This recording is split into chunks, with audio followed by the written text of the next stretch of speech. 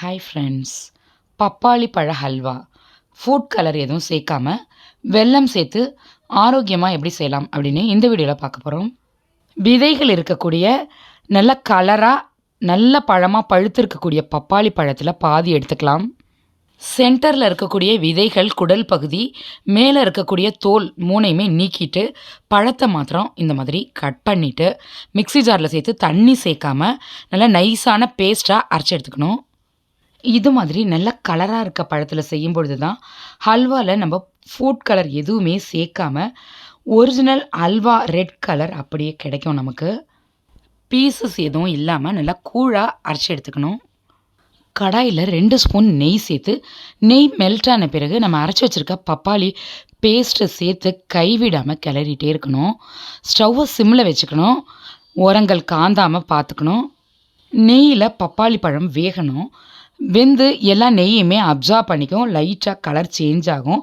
அந்த சமயத்தில் ஒரு அச்சு வெல்லத்தை நசுக்கி சேர்த்துக்கலாம். குட்டி பழத்தில் பாதி பழம் தான் எடுத்துருக்கோம் இன்றைக்கி. அதே சமயத்தில் இந்த பழம் நல்லா ஸ்வீட்டாகவும் இருந்துச்சு. அதனால நான் ஒரே ஒரு அச்சு வெல்லம் மாத்திரம் சேர்த்துருக்கேன். நீங்கள் செய்யும் பொழுது உங்களோட பழத்தோட அளவுக்கும் சுவைக்கும் ஏற்ற மாதிரி வெல்லம் சேர்த்துக்கோங்க.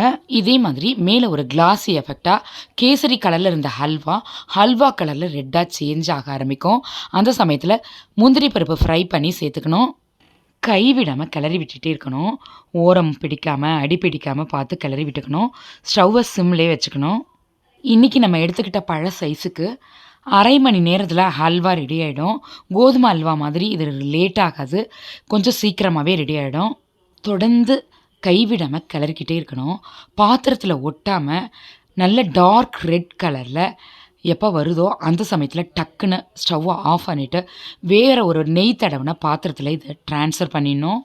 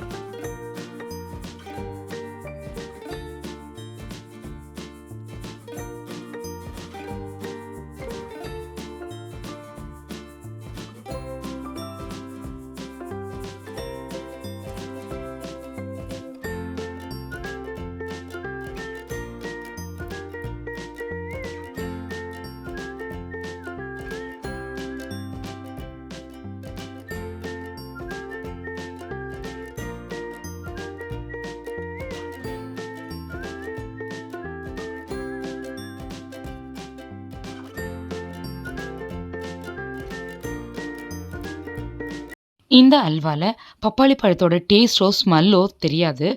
என்டையராக ஒரு சூப்பரான டேஸ்டியான ஹல்வாவாக இருக்கும். செமையாக இருக்கும்.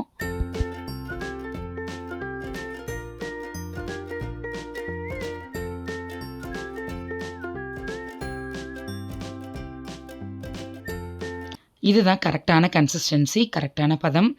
உடனடியாக வேறு பாத்திரத்தில் ட்ரான்ஸ்ஃபர் பண்ணிக்கலாம். செமையாக எம்மியாக பப்பாளி பழ ஹல்வா ரெடி ஆகிட்டு நீங்களும் இதே மாதிரி ட்ரை பண்ணி என்ஜாய் பண்ணுங்கள். சேனலை சப்ஸ்கிரைப் பண்ணாதவங்க ப்ளீஸ் பண்ணிக்கோங்க. பக்கத்தில் இருக்க பெல் ஐக்கான் ப்ரெஸ் பண்ணி ஆல் ஆப்ஷன் கொடுத்துக்கோங்க. நம்ம சேனலில் இன்னும் நிறைய சூப்பர் ரெசிபீஸ்லாம் இருக்குது. டைம் கிடைக்கும் போது பாருங்கள். இந்த வீடியோ உங்களுக்கு பிடிச்சிருந்தா லைக் பண்ணி ஷேர் பண்ணுங்கள். இந்த வீடியோவுக்கு கீழே உங்களுடைய கருத்துக்களை பதிவிட மறந்துடாதீங்க. வணக்கம்.